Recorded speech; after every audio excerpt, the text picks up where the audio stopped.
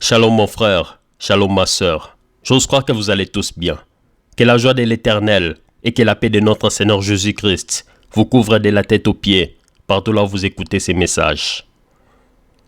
J'ai béni l'Éternel pour cette opportunité et cette grâce qu'il m'a fait en ces jours pour m'utiliser comme le canal par lequel il aimerait proclamer ses oracles à son merveilleux peuple que vous êtes. Ceci est un privilège et un grand honneur pour moi de vous parler en ces jours de Pâques.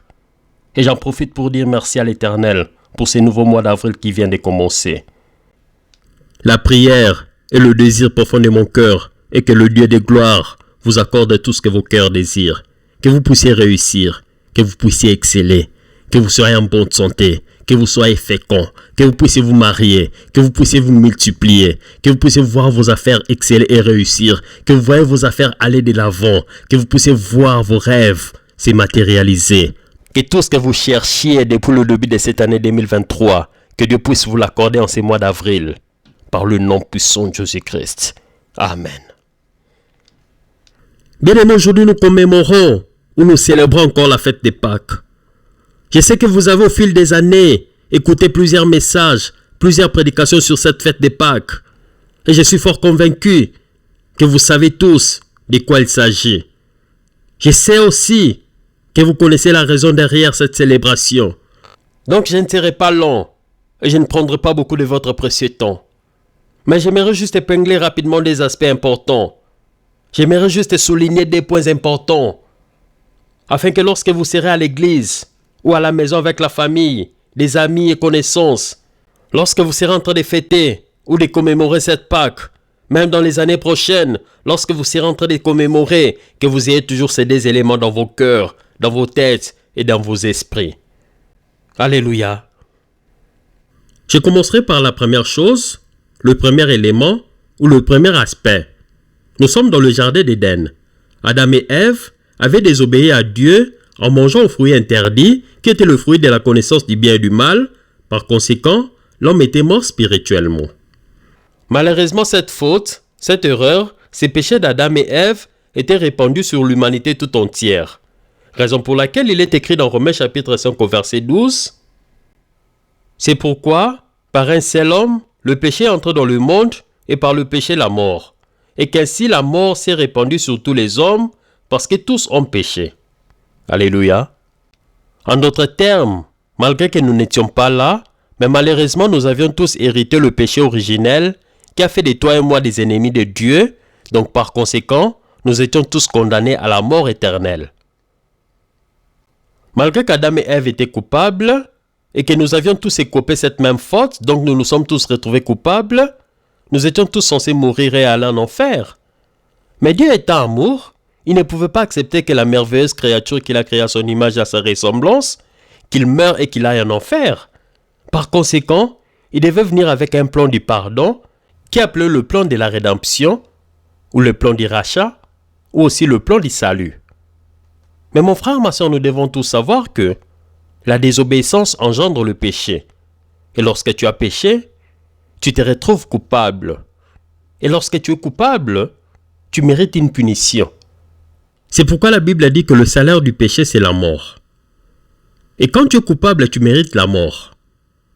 Mais pour sauver quelqu'un qui est coupable, pour sauver quelqu'un qui est censé mourir, pour épargner ou exempter cette personne ou ces personnes qui sont coupables, tu dois forcément mourir à sa place ou à leur place. Raison pour laquelle Dieu était venu avec le plan du pardon, qui est le plan de la rédemption, ou le plan du rachat, ou encore le plan du salut. Et cela exige forcément un sacrifice. En d'autres termes, c'est lui qui était venu avec le plan du rachat, le plan de la rédemption, ou le plan du salut, il devait forcément mourir à la place de ceux qui étaient coupables afin de les innocenter. Alléluia. Bien-aimé, la Bible nous présente une belle illustration que nous trouvons dans le livre de Genèse, là où Dieu dit à Abraham de lui offrir son fils unique qu'il aimait beaucoup. Mais pendant qu'Abraham et Isaac montaient à la montagne de Morija, nous trouvons une conversation très importante qui est écrite dans Genèse chapitre 22. Nous sommes au verset 7, la Bible dit. Alors Isaac, parlant à Abraham, son père, dit, « Père !» Et il répondit, « Mais voici mon fils. » Isaac reprit, « Voici le feu et le bois. Mais où est l'agneau pour l'holocauste ?» Mon frère, ma sœur, Isaac avait posé une question pertinente, une question très importante, une question capitale. Et cette question resta sans réponse pendant plus de 2000 ans. Mais parce que Dieu a tant aimé le monde, Dieu nous a tous aimés, toi et moi inclus. Il ne voulait pas que cette question reste sans réponse éternellement. Alors il envoya sa parole.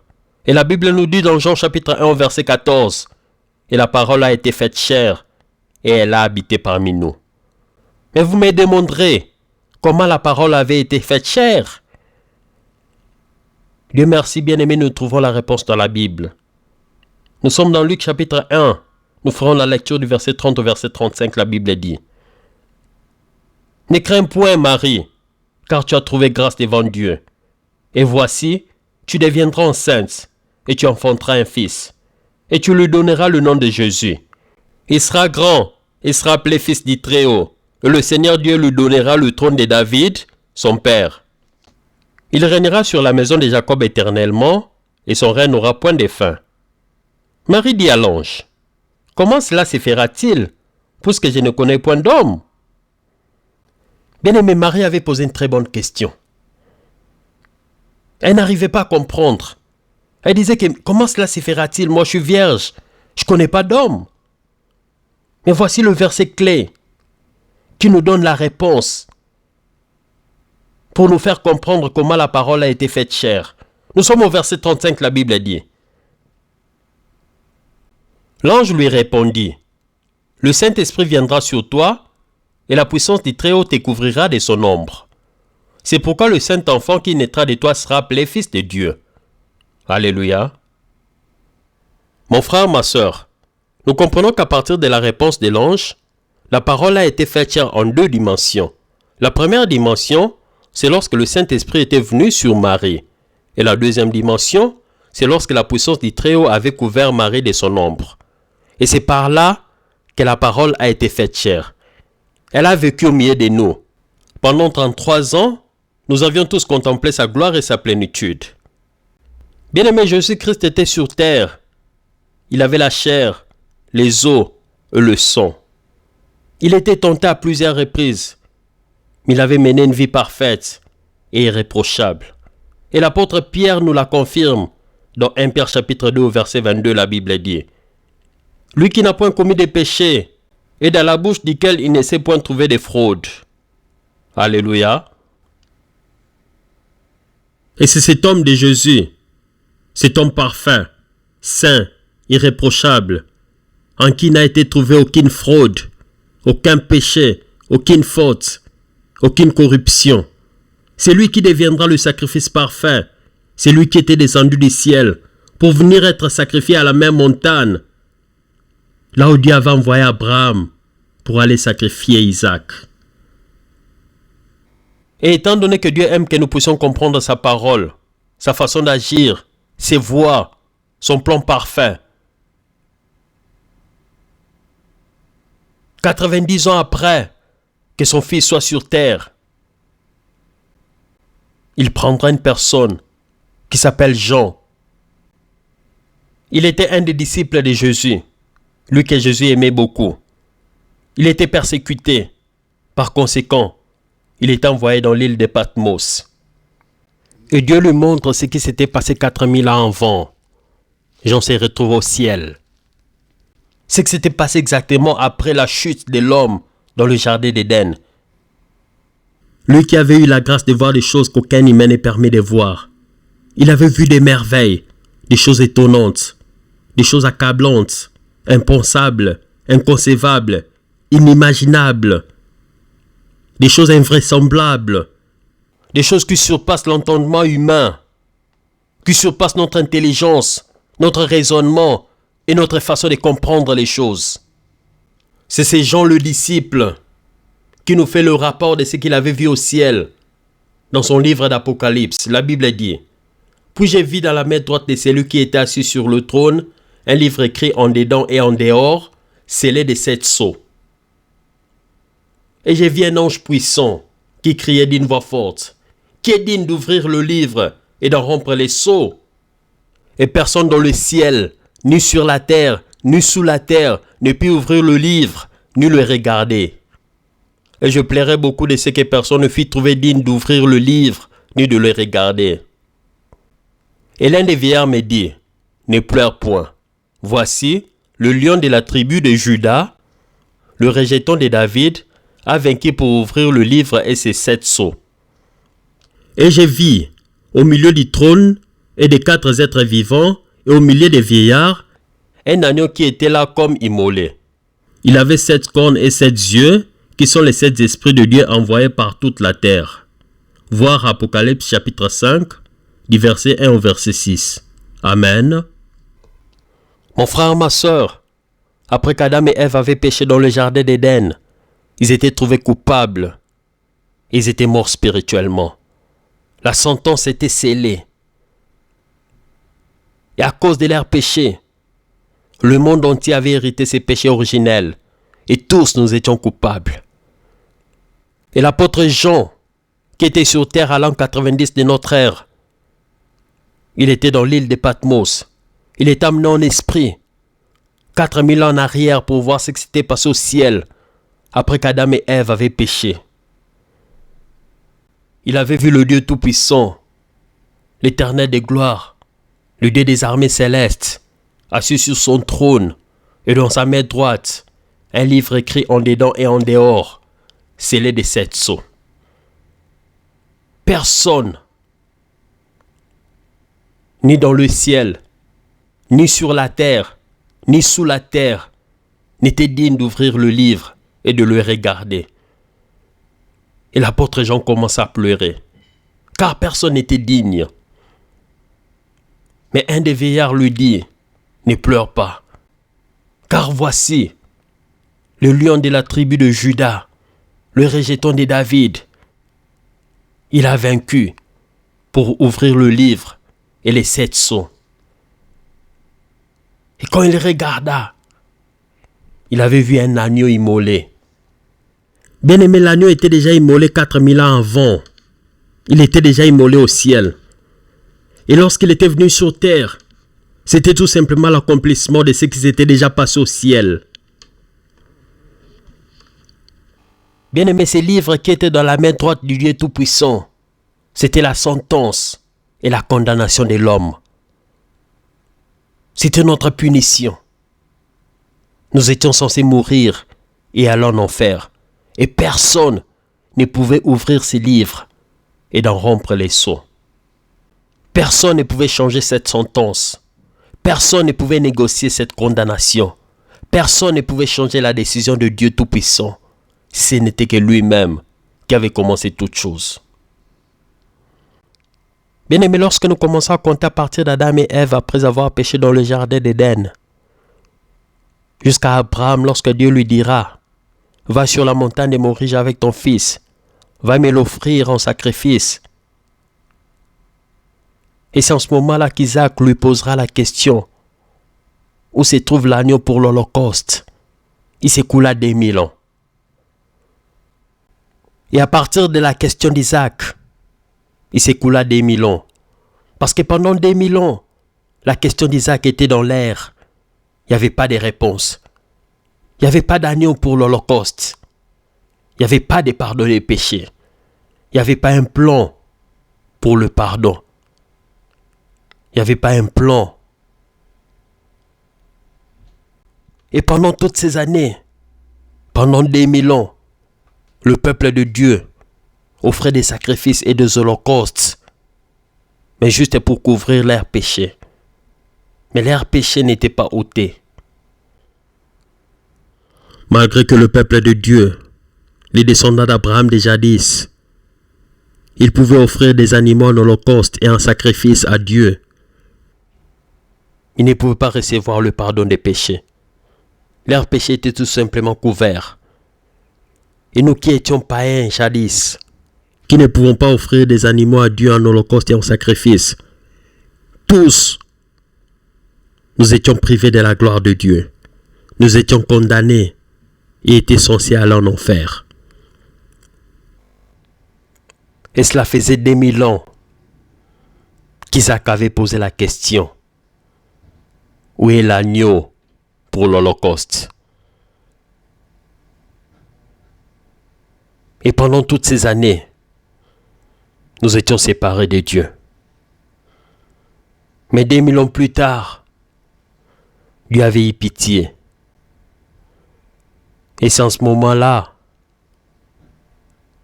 que la parole a été faite chair. C'est pourquoi la Bible dit que Dieu a tant aimé le monde qu'il a donné son Fils unique. Et c'est en cette même période que vint sur scène Jean-Baptiste, lui qui baptisait dans le Jourdain. Il viendra pour répondre à la question d'Isaac, qui était dans l'air pendant 2000 ans. Il est écrit dans la Bible, dans Jean chapitre 1, verset 29. Le lendemain, il vit Jésus venant à lui, et il dit: voici l'agneau de Dieu qui ôte le péché du monde. Bien-aimé, Jean-Baptiste était rempli du Saint-Esprit. Et il vient nous confirmer que c'est lui qui est descendu du ciel. C'est lui qui fut trouvé digne au ciel. Il est descendu sur la terre et il a mené une vie irréprochable, une vie parfaite, une vie sainte. C'est lui l'agneau parfait qui sera immolé pour ôter le péché du monde. C'est lui l'agneau parfait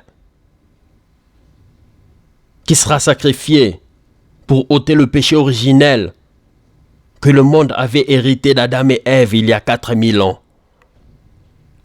Et lorsqu'Isaac avait posé la question à Abraham, où est l'agneau? Cette question était restée dans l'air pendant 2000 ans. Et 2000 ans plus tard, Jean-Baptiste viendra sur scène pour dire: voici l'agneau de Dieu qui ôte le péché du monde. Alléluia. Bien-aimé, le premier point à retenir de la Pâque, c'est Jésus-Christ qui a été trouvé digne au ciel. Il est descendu. Il s'est fait chair. Il a vécu au milieu de nous. Il a mené une vie irréprochable, une vie sans péché, une vie sainte, une vie parfaite. Il est l'agneau de Dieu qui ôte le péché du monde. Alléluia. Bien-aimé, le deuxième point à retenir de la Pâque, nous devons tous savoir que Jésus étant sur terre, il n'était pas venu pour vivre, mais plutôt pour mourir.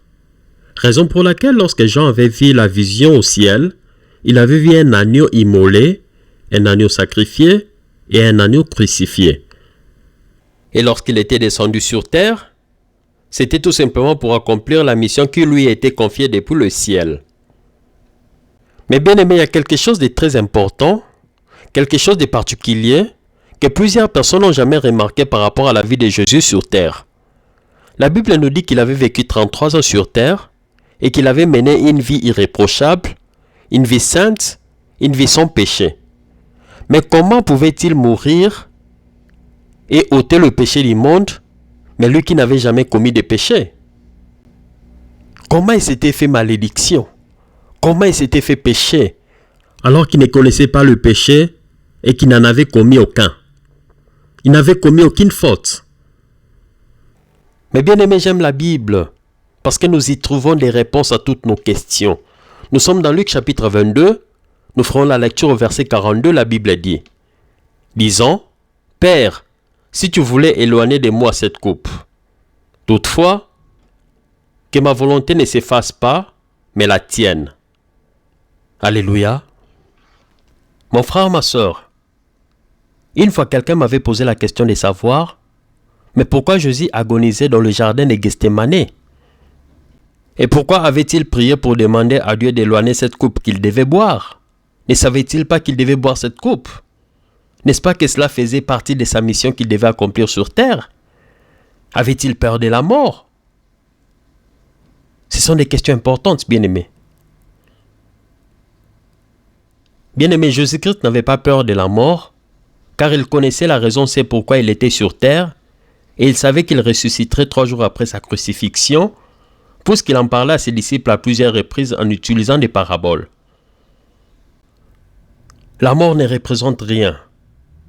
La preuve en est que dans nos sociétés, dans nos histoires, dans nos pays, nous avons des héros, des martyrs, des gens qui ont combattu pour l'indépendance, pour la liberté de nos nations, pour un droit quelconque.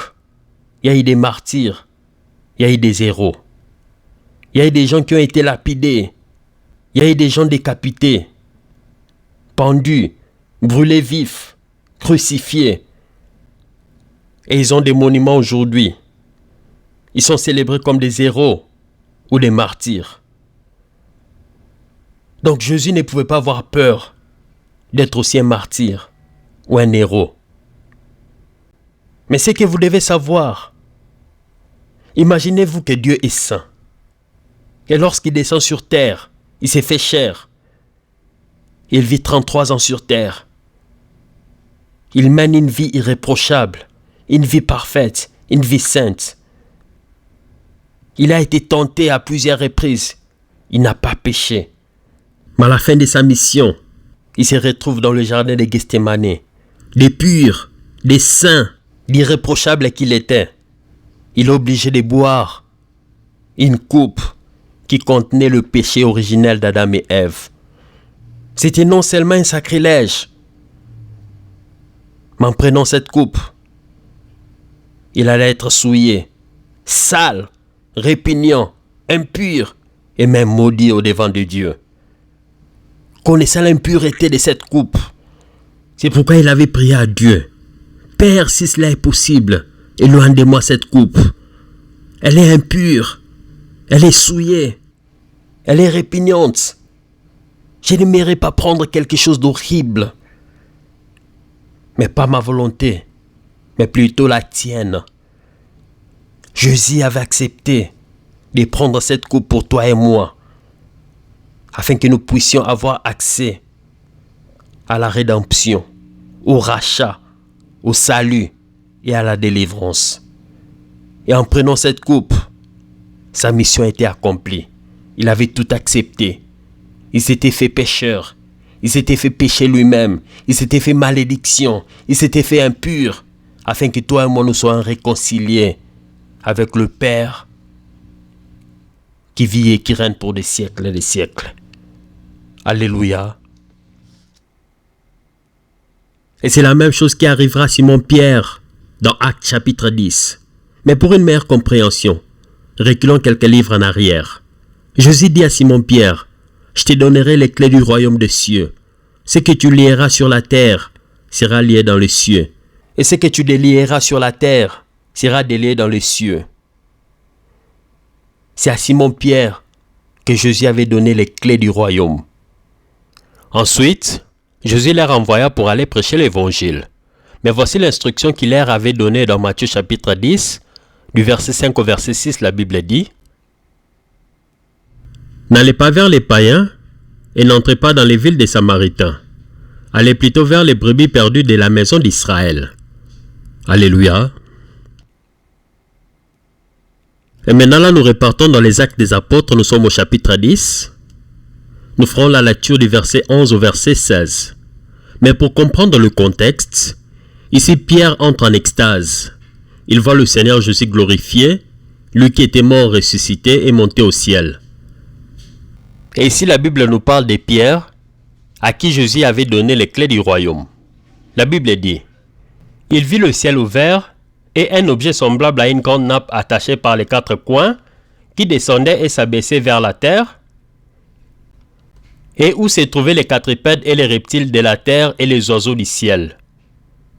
Et une voix forte lui dit, « Lève-toi, Pierre, tue et mange. » Mais Pierre dit, « Non, Seigneur, car je n'ai jamais rien mangé de souillé ni d'impur. » Et pour la seconde fois, la voix se fit encore entendre à lui. « Ce que Dieu a déclaré pur, ne le regarde pas comme souillé. » Cela arriva jusqu'à 3 fois, et aussitôt après, l'objet fut retiré dans le ciel. Alléluia. Bien-aimés, ici la Bible nous dit que le Seigneur Jésus, après ressuscité et monté au ciel, il montre une image à Pierre. Il lui dit, regarde. Il lui montre des quadrupèdes, des reptiles et des oiseaux du ciel, tous réunis ensemble. Et la voix dit à Pierre, lève-toi, Pierre, tue et mange.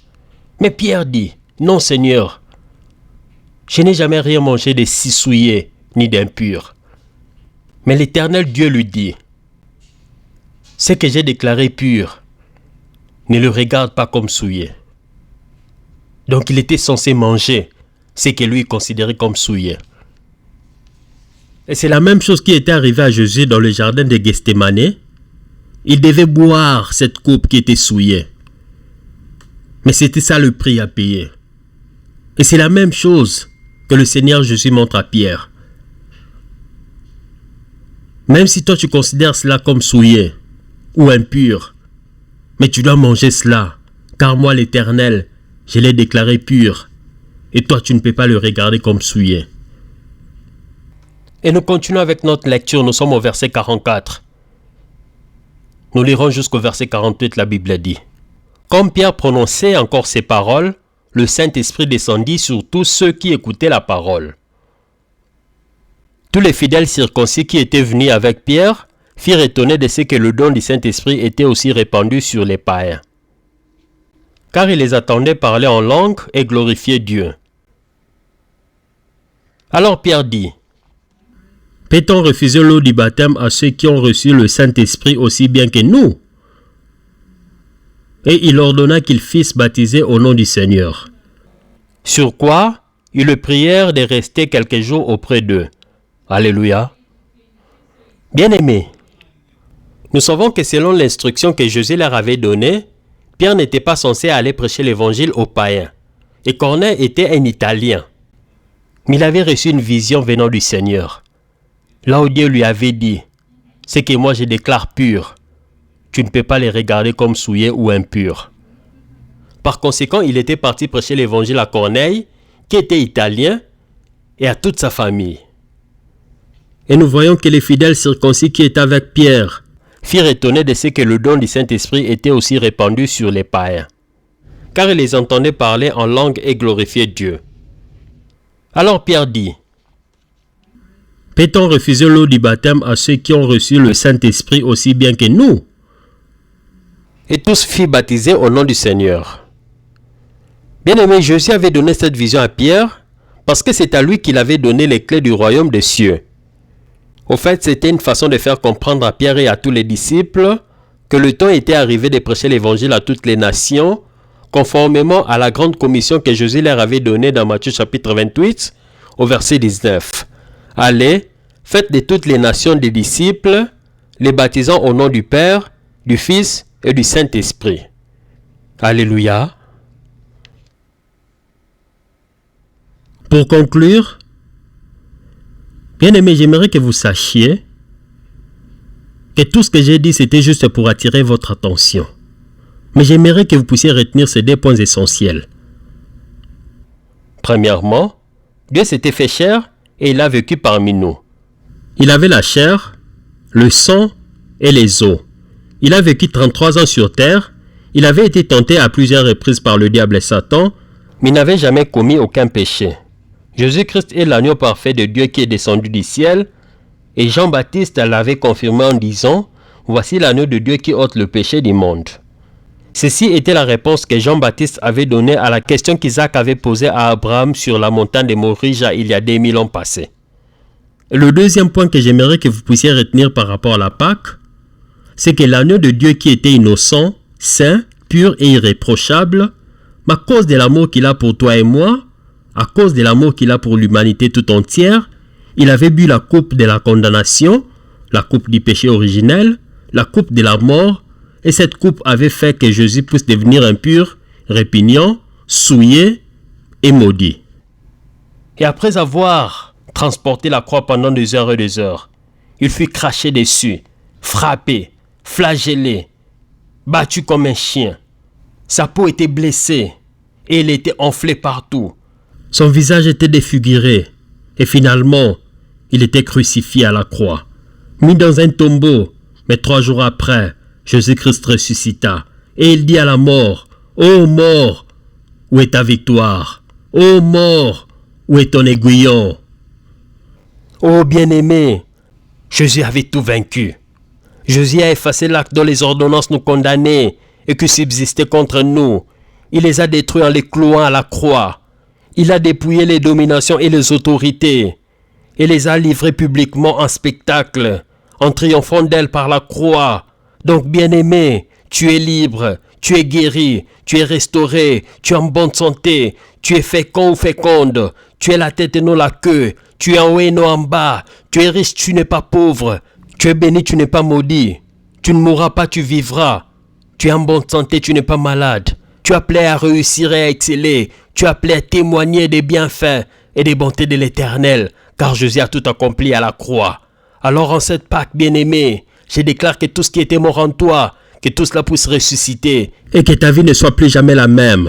Que les gens qui t'avaient connu jadis, quand te regardant, qu'ils disent qu'il y a quelque chose qui est changé en toi, quelque chose de particulier, quelque chose de beau, quelque chose de nouveau, qu'ils disent que réellement tu es béni de l'Éternel par le nom puissant de Jésus. Alors en ce jour, je vous souhaite une excellente et bonne fête de Pâques. Que Dieu vous bénisse abondamment. Amen.